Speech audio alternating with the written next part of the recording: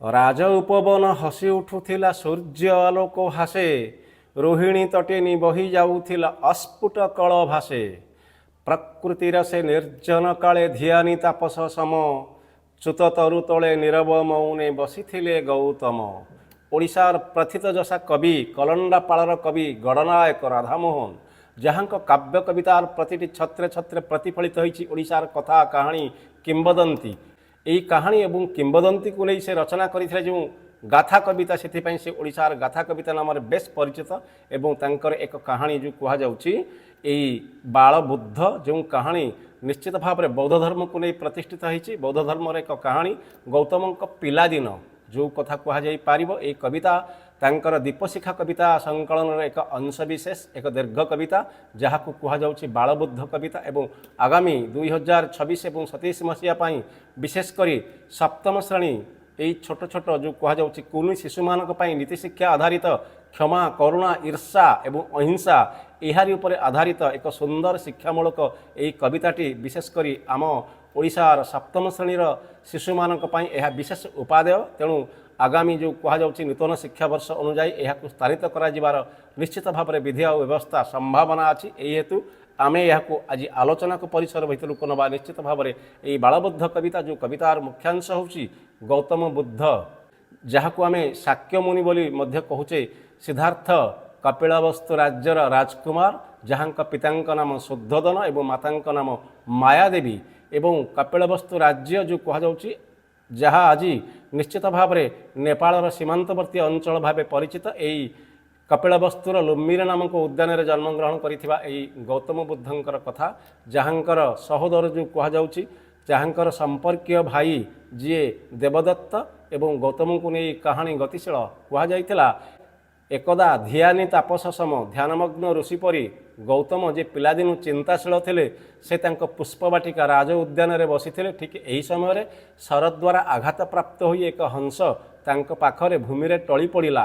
ଏହା ଦେଖି ଗୌତମଙ୍କ ହୃଦୟ ବିଗଳିତ ହୋଇଗଲା ଏବଂ ସେ ତାକୁ ସ୍ନେହରେ ନିଜ କୋଳକୁ ଆଣି ଆଉଁସିଲେ ଏବଂ ତାର କ୍ଷତ ଚିହ୍ନରୁ ଶରଟିକୁ ଟାଣି ବାହାର କରିଦେଲେ ଏବଂ କ୍ଷତକୁ ଧୋଇ ସେଥିରେ ମଧ୍ୟ ବିଭିନ୍ନ ଉପଚାରକୁ ଲଗେଇଦେଲେ, ଯାହାଫଳରେ କି କିଛି ସମୟ ପରେ ହଂସଟି ସୁସ୍ଥ ଅନୁଭବ କଲା ଏବଂ ତାର ମୁଦ୍ରିତ ଆଖିକୁ ଖୋଲି ସେ ଗୌତମକୁ ଚାହିଁଲା। ଏହି ସମୟରେ ସେଠାରେ ପ୍ରବେଶ କଲେ ଦେବଦତ୍ତ, ଯିଏ ତାଙ୍କ ସମ୍ପର୍କୀୟ ଭାଇ ବୋଲି ଆମେ କହିପାରିବା। ସେ କହିଲେ, ହେ ଗୌତମ, ତୁମେ ଏ ହଂସଟିକୁ ମୋତେ ଦେଇଦିଅ। ଅନେକ ଦିନ ଧରି ମୁଁ ନିଶ୍ଚିତ ଭାବରେ ଶରକୁ ସାଧନା କରୁଥିଲି ଏବଂ ଲକ୍ଷ୍ୟ ସାଧନା ମୋର ସଫଳ ହୋଇଛି। ଏ ହଂସକୁ ମୁଁ ଆକାଶରୁ ଶର ଦ୍ୱାରା ଭୂପୃଷ୍ଠକୁ ନିକ୍ଷେପିତ କରିଛି ଏବଂ ଶରବିଦ୍ଧ କରିଛି। ଏ ହଂସ ମୋର। କିନ୍ତୁ ଗୌତମ ତାଙ୍କୁ ମନା କରିଦେଲେ, ତୁମେ ଏ ହଂସକୁ କ୍ଷତାକ୍ତ କରିଛ, ଏକ ନିରୀହ ସରଳ ଜୀବ, ଜୀବେଦୟା ତ ଭାରତର ଆଦର୍ଶ ଆମେ କହୁଛେ ନା ଆଜି। ତେଣୁ ଏ ସରଳ ଜୀବକୁ ତୁମେ କାହିଁକି ହତ୍ୟା କରିବାକୁ ଚାହୁଁଥିଲ? ମୁଁ ଏହାର ଜୀବନ ବଞ୍ଚେଇଛି, ତେଣୁ ଏହା ଜୀବନ ପାଇଁ ଏ ହଂସର ଉପରେ ତୁମର ଅଧିକାର ନାହିଁ। କଥା ଗଲା ରାଜାଙ୍କ ପାଖକୁ। ରାଜା ଏହା ଶୁଣି ବିଚାର ବିମର୍ଶ କଲେ ତାଙ୍କ ପାତ୍ର ମନ୍ତ୍ରୀ ଅମାତ୍ୟମାନଙ୍କୁ ନେଇକରି। କିନ୍ତୁ ଶେଷରେ ଜୟ ହୋଇଥିଲା ଗୌତମଙ୍କର। ଯେ ଜୀବନ ନେଇପାରେ ସେ ପ୍ରକୃତରେ ଦୟାଶୀଳ ନୁହେଁ, ବିବେକବନ୍ତ ନୁହେଁ, ହଂସ ତାର ନୁହେଁ। ଯେ ଜୀବନ ଦେଇପାରେ ଏବଂ ଆର୍ତ୍ତିଜନକୁ, ଯେ ଦୁଃଖରେ ପଡ଼ିଥିବା, ଅସହାୟ ମୁମୂର୍ଷୁ ଅବସ୍ଥାରେ ପଡ଼ିଥିବା ଏହି ପ୍ରାଣୀମାନଙ୍କୁ ଉଦ୍ଧାର କରିପାରେ, ସିଏ ହିଁ ପ୍ରକୃତରେ ଦୟାଳୁ, ସିଏ ହିଁ ପ୍ରକୃତରେ ବିନୟୀ ସ୍ୱଭାବ ଏବଂ ସେ ନିଶ୍ଚିତ ଭାବରେ ନୀତିବାନ, କରୁଣା, ଦୟା ଏହି ଭାବନା ତାଠାରେ ନିଶ୍ଚିତ ଭାବରେ ପୁରୀ ରହିଛି। ଏଥିପାଇଁ ସେ ହଂସ ନିଶ୍ଚିତ ଭାବରେ ଗୌତମଙ୍କର ହେଲା ଏବଂ ଗୌତମ ତାକୁ ନୀଳ ଆକାଶକୁ ଉଡ଼େଇ ଦେଲେ। ବିଶେଷ କରି ଛାତ୍ରମାନଙ୍କ ପାଇଁ ଏଥିରେ ଅନେକ ଶିକ୍ଷାର କଥା ଅଛି। ଏଥିରେ ଜୀବ ପ୍ରତି ଦୟା, କରୁଣା, ସ୍ନେହ ଏବଂ କ୍ଷମା ଗୁଣ ଭରି ରହିଛି। ଆଉ ଈର୍ଷା, ହିଂସା ମଧ୍ୟ କିଭଳି ଭାବରେ ମଣିଷକୁ ବିପଥଗାମୀ କରାଏ, ଏଥିରୁ ସମୁଚିତ ଭାବରେ ଶିକ୍ଷା ମିଳିପାରିବ। ତେବେ ଆସନ୍ତୁ ଏହାର ପୂର୍ବ ପ୍ରସଙ୍ଗ ଆଲୋଚନା ପରିପ୍ରେକ୍ଷୀରେ କବିତାକୁ ମଧ୍ୟ ଆଲୋଚନା କରିବା। କୁହାଯାଇଥିଲା, ରାଜ ଉପବନ ହସି ଉଠୁଥିଲା ସୂର୍ଯ୍ୟ ଆଲୋକ ଭାସେ, ରୋହିଣୀ ତଟିନୀ ବହି ଯାଉଥିଲା ଅସ୍ଫୁଟ କଳ ଭାସେ। ରାଜ ଉପବନ, ରାଜ ଉପବନ ଅର୍ଥ ରାଜ ଉଦ୍ୟାନ, ରାଜାଙ୍କର ପୁଷ୍ପବାଟିକା ବା ବଗିଚା ବୋଲି ଆମେ ତାକୁ କହିପାରିବା। ହସି ଉଠୁଥିଲା ସୂର୍ଯ୍ୟ ଆଲୋକ ଭାସେ, ସୂର୍ଯ୍ୟଙ୍କର ଆଲୋକ ସତେ ଯେମିତି ହସି ହସି ସୂର୍ଯ୍ୟ କିରଣ ପ୍ରଦାନ କରୁଥିଲେ ଏହି ପୁଷ୍ପବାଟିକାକୁ। କାରଣ ସେ ଫୁଲପ୍ରିୟ, କାରଣ ସୂର୍ଯ୍ୟ ଫୁଲଙ୍କ ପ୍ରତି ଅସୀମ ଶ୍ରଦ୍ଧା ଅଛି। ଏଥିପାଇଁ କୁହାଗଲା ରୋହିଣୀ ତଟିନୀ। ରୋହିଣୀ ନାମକ ଏକ ନଦୀ ବିଶେଷ ତଟିନୀ ବୋଲି କୁହାଯାଇଛି, ଯିଏକି ଅସ୍ଫୁଟ କଳ ଭାସେ। ଯିଏ ଅସ୍ଫୁଟ ଅର୍ଥ ଯିଏ ସ୍ପଷ୍ଟ ନୁହେଁ, ଅବ୍ୟକ୍ତ ଏବଂ ଧ୍ୱନି ଶୁଣାଯାଏ କିନ୍ତୁ କଥା କହିବାର ଯେଉଁ ପ୍ରଗଳଭତା କିଛି ବୁଝା ପଡ଼େ ନାହିଁ, ଅସ୍ଫୁଟ ଗୀର ଯେଉଁ କୁହାଯାଉଛି, ଅସ୍ପଷ୍ଟ କଥା ଯାହା ବୁଝି ହୁଏ ନାହିଁ, ଅବ୍ୟକ୍ତ ସେ ଗୀର, ଏହି କଥା କୁହାଯାଇଛି କଳ ଭାଷେ। କଳ କଳ ନାଦରେ ଏହି ରୋହିଣୀ ତଟିନୀ ପ୍ରବାହିତ ହେବାକୁ କବି ସୁନ୍ଦର ଭାବରେ ବିଭିନ୍ନ ଭାଷା ଦେଇ ଏହାକୁ ରଚନା କରିଛନ୍ତି। ଏବଂ ଆହୁରି ମଧ୍ୟ କୁହାଯାଇଛି ପ୍ରକୃତିର ସେ ନିର୍ଜନ କାଳେ ଧିଆନି ତାପସ ସମ। ପ୍ରକୃତିର ଏହି ଶାନ୍ତ ସୁଷମ କୋଳ ଭିତରେ ଯେଉଁ କୁହାଯାଉଛି, କୋଳରେ ଧିଆନି ଧ୍ୟାନଯୁକ୍ତ ଧ୍ୟାନମଗ୍ନ ତାପସ ଅର୍ଥାତ୍ ଋଷି ବା ମୁନିଙ୍କ ପରି କିଏ ସେ? ଚ୍ୟୁତ ତରୁ। ଚ୍ୟୁତ ଶବ୍ଦ ଆମେ ବ୍ୟବହାର କରୁଛେ ଆମ୍ବ ଗଛ ତଳେ ନିଶ୍ଚିତ ଭାବରେ ବସିଥିଲେ ନୀରବରେ ମୌନରେ ଏଇ ଗୌତମ, ଯିଏ ଗୌତମ ବୁଦ୍ଧ। ଏହାର ଦ୍ୱିତୀୟ ପଦକୁ ଆଲୋଚନା କରିବା। କୁହାଗଲା ନୟନର ଆଗେ ପଡ଼ିଗଲା ଆସି ଆହତ ହଂସଟିଏ, ଧ୍ୟାନ ଭାଙ୍ଗି ଭାଳିଲେ କୁମାର କିଏ ରେ ଦାରୁଣ କିଏ। ହଂସଟି କରେ ତୋଳି ନେଇ ଖରେ ଟାଣିଦେଲେ ଦେହୁଁ ସର, ଉତ୍ତରୀୟରେ ଲୁହ ପୋଛି ଦେଇ ପିଆଇଲେ ଝର ଜଳ। କେଡ଼େ ସୁନ୍ଦର ଶବ୍ଦ କୁହାଯାଇଛି। ନୟନର ଆଗେ ପଡ଼ିଗଲା, ତାଙ୍କ ଆଖି ଆଗରେ ସେ ହଂସଟି ଆସି ପଡ଼ିଗଲା ଏବଂ ତାଙ୍କ ଧ୍ୟାନ ମଧ୍ୟ ଭାଗିଗଲା। ସେ କହିଲେ କିଏ ଦାରୁଣ, କିଏ ଏଭଳି ଏକ ସରଳ ନିରୀହ ହଂସକୁ ସରାହାତ କରି ରକ୍ତାକ୍ତ କରିଛି। ଏବଂ ହଂସଟିକୁ ନିଜ ହାତକୁ ଆଣିଲେ, ତାକୁ ସରକୁ ଟାଣି ବାହାର କରିଦେଲେ। ଉତ୍ତରୀୟ ନିଜ ଗାମୁଛା, ଯେଉଁ କୁହାଯାଉଛି ଉତ୍ତରୀୟ, ରାଜକୁମାର ଏଇ ଯେଉଁ କୁହାଯାଉଛି ଶୁଦ୍ଧୋଧନଙ୍କ ପୁତ୍ର ସିଦ୍ଧାର୍ଥ ବା ଗୌତମ ନିଜ ଉତ୍ତରୀୟ ବା ଗାମୁଛାରେ ତାର ଲହୁ ଅର୍ଥାତ୍ ରକ୍ତକୁ ପୋଛିଦେଲେ ଏବଂ ଝରଣାର ଜଳ ଆଣି ତାକୁ ପିଆଇ ଦେଲେ। ଦ୍ୱିତୀୟ ପଦରେ ଏହା କୁହାଯାଇଛି। ଆସନ୍ତୁ ଆଲୋଚନା କରିବା ତୃତୀୟ ପଦ। ଆହାରେ ଆହାରେ ଅତି ଆଦରରେ ଆଉଁସିଲେ ଧୀର ହାତେ, ମୌନ ନୟନେ ପଚାରିଲେ କିବା କାତର ଦୃଷ୍ଟିପାତେ। ଅବୋଧ ମରାଳ ଅନାଇଲା ତହୁଁ ନିମିଳିତ ଆଖି ଫେଇ, ପ୍ରୀତିର ପରଶ ପିୟୁଷ ସରସ ପ୍ରାଣେ ଉଠେ ତହିଁ ଚେଇଁ। ଶବ୍ଦ ଚୟନରେ ନିଶ୍ଚିତ ଭାବରେ ସାର୍ଥକ ଓଡ଼ିଶାର ବିଶିଷ୍ଟ ଗାଥା କବି କଲଣ୍ଡା ପାଳର କବି ଗଣନାୟକ ରାଧାମୋହନଙ୍କ ଭାଷାରେ କୁହାଯାଇଛି ଆହାରେ ଆହାରେ। ଆହା ଆହା କହୁଛନ୍ତି ଗୌତମ, ଅତ୍ୟନ୍ତ କରୁଣା ତାଙ୍କ ହୃଦୟ ବିଗଳିତ ହୋଇସାରିଛି ଦୟାରେ କ୍ଷମାରେ। ସେ ତାକୁ ଆଉଁସି ପକାଇଲେ ଏବଂ ମୌନ ନୟନେ ପଚାରିଲେ କିବା କାତର ଦୃଷ୍ଟିପାତେ। କାତର ଶବ୍ଦ ନିଶ୍ଚିତ ଭାବରେ ଭୟକୁ ସୂଚନା ଦେଉଅଛି। ଅବୋଧ ମରାଳ ଅନାଇଲା ତହୁଁ ନିମିଳିତ ଆଖି ଫେଇ, ପ୍ରୀତିର ପରଶ ପିୟୁଷ ସରସ ପ୍ରାଣେ ଉଠେ ତହିଁ ଚେଇଁ। ଅବୋଧ ମରାଳ, ଯିଏ କିଛି ଜାଣେ ନାହିଁ, ଯିଏ ଅବୋଧ, ଯିଏ ଅଜ୍ଞାନ, ଯିଏ ନିଶ୍ଚିତ ଭାବରେ କିଛି ଜାଣେ ନାହିଁ, ଅତ୍ୟନ୍ତ ସରଳ ନିର୍ମୋହ, ଏଥିପାଇଁ କୁହାଯାଇଛି ଅବୋଧ। ବାଳକମାନଙ୍କୁ ଅବୋଧ ବୋଲି କୁହାଯାଉଛି, ଯେ ଜ୍ଞାନହୀନ, ବିଶେଷ ଜ୍ଞାନ ହେବା ପୂର୍ବର ଅବସ୍ଥା, ଏଇଥିପାଇଁ କୁହାଯାଏ। ଅନାଇଲା ତହୁଁ ନିମିଳିତ ଆଖି ଫେଇ, ଅବୋଧ ମରାଳ ଅନାଇଲା ତହୁଁ ନିମିଳିତ ଆଖି ଫେଇ, ପ୍ରୀତିର ପରଶ ପିୟୁଷ ସରସ ପ୍ରାଣେ ଉଠେ ତହିଁ ଚେଇଁ। ଅବୋଧ ଏଠି ଶବ୍ଦ କୁହାଯାଉଛି ଯିଏ ଜ୍ଞାନହୀନ, ଯିଏ ଅଜ୍ଞାନ ଅର୍ଥାତ୍ ଯିଏ ଅନଭିଜ୍ଞ। ଏଇ ହଂସ ବା ମରାଳକୁ ହଂସ ବୋଲି କୁହାଯାଇଛି। ଅନାଇଲା ତହୁଁ ନିମିଳିତ ଆଖି ଫେଇ, ନିମିଳିତ ଅର୍ଥାତ୍ ମୁଦ୍ରିତ, ଯେଉଁ ଆଖି ସେ ଖୋଲି ପାରୁନାହିଁ, ନିଶ୍ଚିତ ଭାବରେ ସମ୍ପୂର୍ଣ୍ଣ ଭାବରେ ମୁଦ୍ରିତ ହୋଇଥିବା ଆଖି ଏଠି ନିମିଳିତ ଆଖି ବୋଲି କୁହାଯାଇଛି। ଆଖି ଚକ୍ଷୁକୁ ସେ ମୁଦ୍ରିତ କରିଛି, ଅତ୍ୟନ୍ତ ବ୍ୟଥାରେ କ୍ଷତ, ତାକୁ ଦାରୁଣ ଆଘାତ ଦେଇଛି ହଂସକୁ, ସେଥିପାଇଁ ସେ ଚକ୍ଷୁକୁ ମୁଦ୍ରିତ କରିଛି। କୁହାଯାଇଛି ନିମିଳିତ ଆଖି ଫେଇ। ଫେଇ ଫେଇ ଶବ୍ଦର ଅର୍ଥ ଖୋଲିଦେବା। ସେ ତାର ବନ୍ଦ ହୋଇଥିବା ମୁଦା ଆଖିକୁ ଧୀରେ ଧୀରେ ଖୋଲିଲା, ଏଇ ହଂସ ଏଥିପାଇଁ କୁହାଗଲା। ଏବଂ ତା ପ୍ରାଣରେ ସ୍ନେହ ରୋମାଞ୍ଚକର ହୋଇ ଉଠିଲା ଏବଂ ପିୟୁଷ ସରସ ପ୍ରାଣେ ଉଠେ ତହିଁ ଚେଇଁ। ସତେ ଯେମିତି ସରାହାତ ଏଇ ହଂସ ଦେହରେ କେହି ଅମୃତ ଧାରାଟିଏ ଢାଳିଦେଲା କି ଅମୃତ ଯେଉଁ କୁହାଯାଉଛି ପିୟୁଷ, ନିଶ୍ଚିତ ଭାବରେ ଅତ୍ୟନ୍ତ ସୁନ୍ଦର ଭାବରେ ତା ପ୍ରାଣରେ ଚେଇଁ ଉଠିଲା। ଏଠି ଦସ୍ୟୁ ଅଛନ୍ତି ଅଥଚ ଏଠି ମଧ୍ୟ ଦେବତା ଅଛନ୍ତି, ଏହା କୁହାଯାଇପାରିବ। ଆସନ୍ତୁ ଚତୁର୍ଥ ପଦକୁ।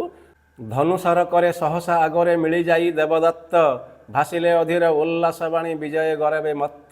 ବିଜୟ ଗର୍ବରେ ଅର୍ଥାତ୍ ମୁଁ ଏଇ ହଂସକୁ ଆକାଶରୁ ଭୂମିକୁ ପକେଇଛି ଶରତ ଦ୍ୱାରା, ମୋର ଲକ୍ଷ୍ୟ ଭେଦ କରିଛି ଯଥାର୍ଥରେ, ତେଣୁ ବିଜୟ ଗର୍ବରେ ସେ ମତୁଆଲା ହେଇଛନ୍ତି। ବିଜୟ ଗରବେ ମତ୍ତ ଅର୍ଥାତ୍ ସେ ମତୁଆଲା ହେଇଛନ୍ତି, ଅତ୍ୟନ୍ତ ଗର୍ବ ଅନୁଭବ କରିଛନ୍ତି। ଏବଂ ସେ କୁହାଯାଇଛି ଧନୁସରକୁ ହାତରେ ଧରି ଆସି ଗୌତମଙ୍କ ଆଗରେ ମିଳିଲେ, ଗୌତମଙ୍କ ଆଗରେ ଉପସ୍ଥିତ ହେଲେ ଏବଂ ଭାସିଲେ ଅର୍ଥାତ୍ କହିଲେ। ଅଧୀର ଉଲ୍ଲାସ ବାଣୀ, ଅତ୍ୟନ୍ତ ଖୁସି ହୋଇ, ଯେଉଁ କୁହାଯାଉଛି ଆନନ୍ଦରେ ଉଲ୍ଲସିତ ହେବା, ଉଲ୍ଲାସ ବାଣୀ ଅର୍ଥ କଥା, ସେ କହିଲେ ଏତେ ଦିନେ ଜାଣି ପୂର୍ଣ୍ଣ ହୋଇଛି ପ୍ରାଣର ବାସନା ମମ, ସଫଳ ହୋଇଛି ଲକ୍ଷ୍ୟ ମୋହର ଜୀବନର ପ୍ରିୟତମ। ମୋ ଜୀବନର ପ୍ରିୟତମ ଲକ୍ଷ୍ୟ ମୁଁ ହାସଲ କରିଛି ଗୌତମ, ତେଣୁ ଏତେ ଦିନେ ମୋର ମନସ୍କାମନା ପୂର୍ଣ୍ଣ ହୋଇଛି, ମୋର ପ୍ରାଣର ବାସନା ପୂର୍ଣ୍ଣ ହୋଇଛି। କ'ଣ ପୂର୍ଣ୍ଣ ହୋଇଛି? ଚଳତାରା ପରି ଉଡ଼ି ଯାଉଥିଲେ ଧବଳ ହଂସ ଦଳ, ମାରିଦେଲି ସାର ଏଇ ହଂସଟି ଲଭିଲା ଧରଣୀ ତଳ। କୁହାଗଲା ଚଳ ତାରା ପରି ଚଳମାନ ତାରା ଆକାଶରେ ଏ ମୁଣ୍ଡରୁ ସେ ମୁଣ୍ଡେ ଯେଉଁ କୁହାଯାଉଛି ବିଚାରଣ କରୁଛନ୍ତି କଅଁଳା ବାଛୁରୀ ପରି ଏଇ ଚଳମାନ ତାରା ପରି ହଂସ ଦଳ ଆକାଶରେ ଉଡ଼ି ଯାଉଥିଲେ। ମୁଁ ଗୋଟିଏ ଶର ନିକ୍ଷେପ କଲି, ଏହି ହଂସ ଦେହରେ ଶର ବାଜିଲା ଏବଂ ତାହା ଭୂପତିତ ହେଲା ଅର୍ଥାତ୍ ଭୂମିରେ ପଡ଼ିଲା। ଲଭିଲା ଧରଣୀ ତଳ, ପୃଥିବୀ ପୃଷ୍ଠରେ ପଡ଼ିଗଲା। ଶର ତା ଦେହରେ ବିଦ୍ଧ କଲା। ମୋ ଲକ୍ଷ୍ୟ ନିଶ୍ଚିତ ଭାବରେ ସଫଳ ହୋଇଛି।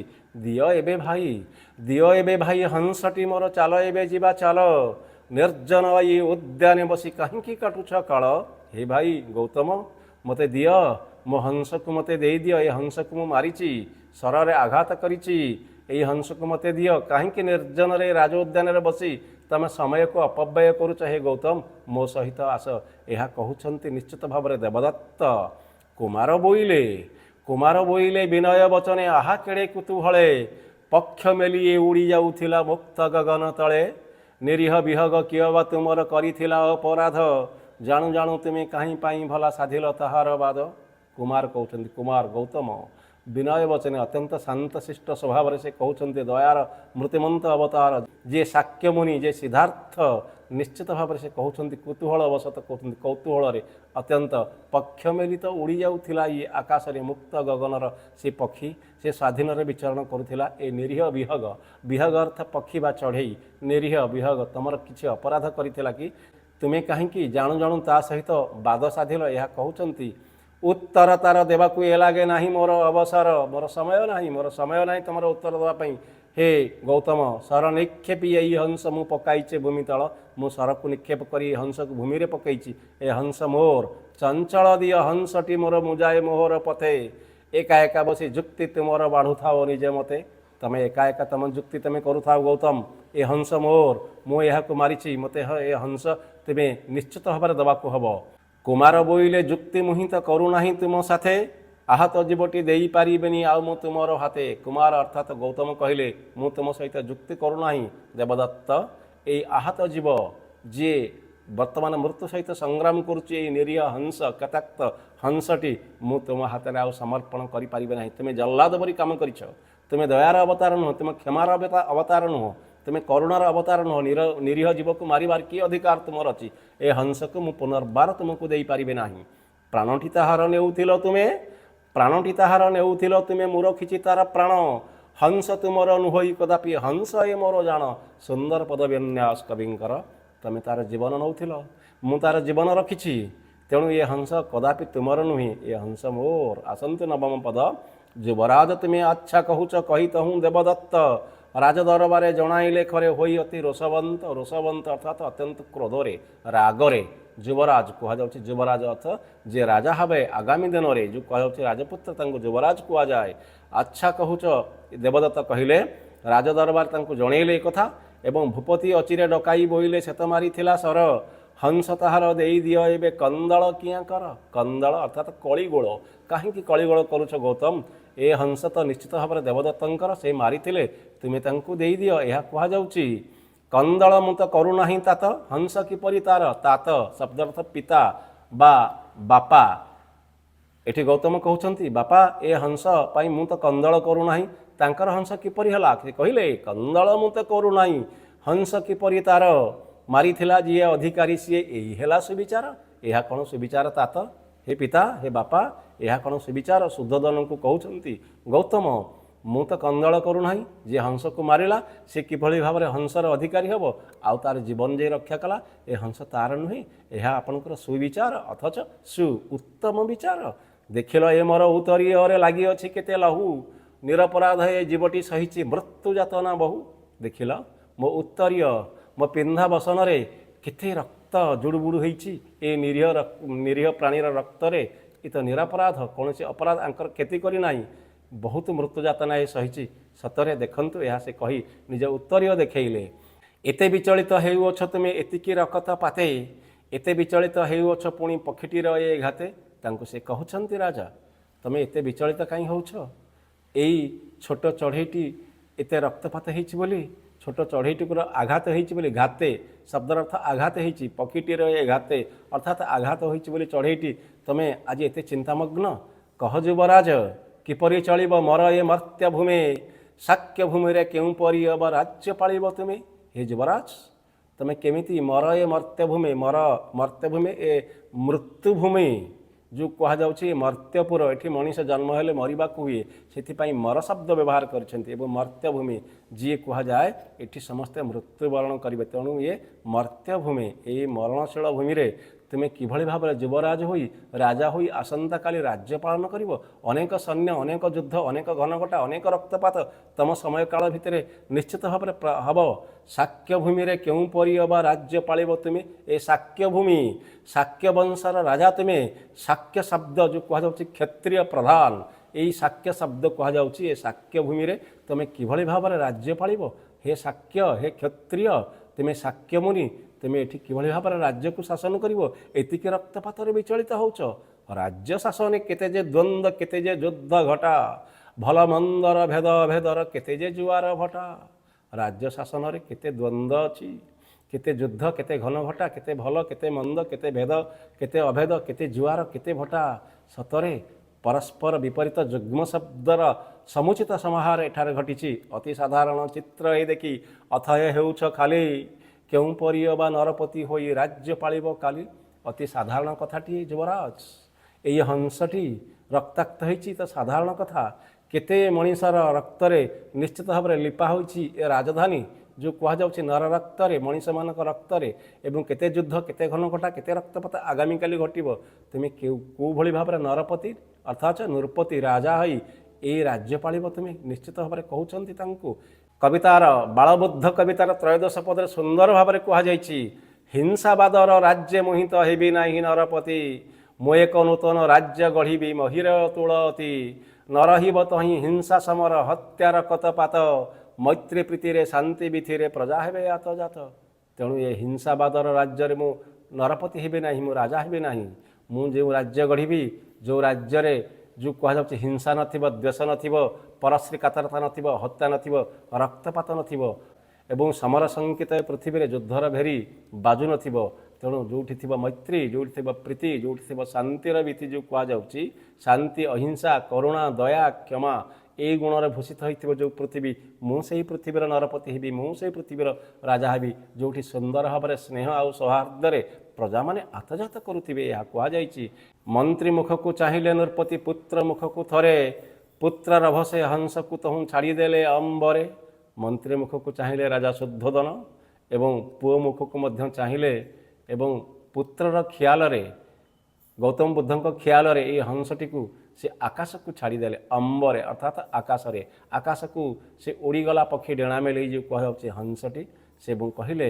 ହଂସ ନୁହଇ ଦେବଦତ୍ତର ହଂସ ନୁହଇ ମୋର ନୀଳ ଆକାଶର ମୁକ୍ତଚାରୀ ଏ ଲଭୁ ସେ ଆକାଶ କୋଳ ଏ ହଂସ ମୋର ନୁହେଁ କହୁଛନ୍ତି ଗୌତମ ଏ ହଂସ ଦେବଦତ୍ତର ବି ନୁହେଁ କହୁଛନ୍ତି ଗୌତମ ତେଣୁ ଏ ନୀଳ ଆକାଶର ପଥଚାରୀ ଏ ନୀଳ ଆକାଶର ମୁକ୍ତଚାରୀ ମୁକ୍ତ ଭାବରେ ବିଚରଣ କରୁଥିବା ପକ୍ଷୀ ଏହି ନୀଳ ଆକାଶରେ ସେ ଲଭୁ ସେ ପାଉ ସେ ଆକାଶର କୋଳକୁ ଯାଉ ଯେଉଁ କୋଳରେ ସେ ବଢ଼ିଥିଲା ଯେଉଁ କୋଳରେ ସେ ମା ଚଞ୍ଚରୁ ଆଧାର ଖାଇ ନିଶ୍ଚିତ ଭାବରେ କୁନି କୁନି ଡେଣାରେ ଉଡ଼ି ଶିଖିଥିଲା ସେହି କୋଳକୁ ସେ ଉଡ଼ିଯାଉ ସେହି ଅମ୍ବର ସେହି ଆକାଶ କୋଳକୁ ନିଶ୍ଚିତ ଭାବରେ କବି ରାଧାମୋହନ ଗଣନାୟକ ଓଡ଼ିଶାର ଯଶସ୍ୱୀ କବି ଯାହାଙ୍କର ରଚନା ଗାଥା କବିତା ବାଳବୁଦ୍ଧ ନିଶ୍ଚିତ ଭାବରେ ଯୁଗୋପଯୋଗୀ ବିଶେଷ କରି ଆଗାମୀ 2026-27 ମସିହା ପାଇଁ ଯେଉଁ କୁହାଯାଉଛି ନୂଆ ଶିକ୍ଷାନୀତିରେ ଏବଂ ସପ୍ତମ ଶ୍ରେଣୀ ଛାତ୍ରଛାତ୍ରୀମାନଙ୍କ ନିମନ୍ତେ ଉଦ୍ଦିଷ୍ଟ ହୋଇଥିବା ଏହି ବାଳବୁଦ୍ଧ କବିତା ବନ୍ଦେ ଉତ୍କଳ ଜନନୀ।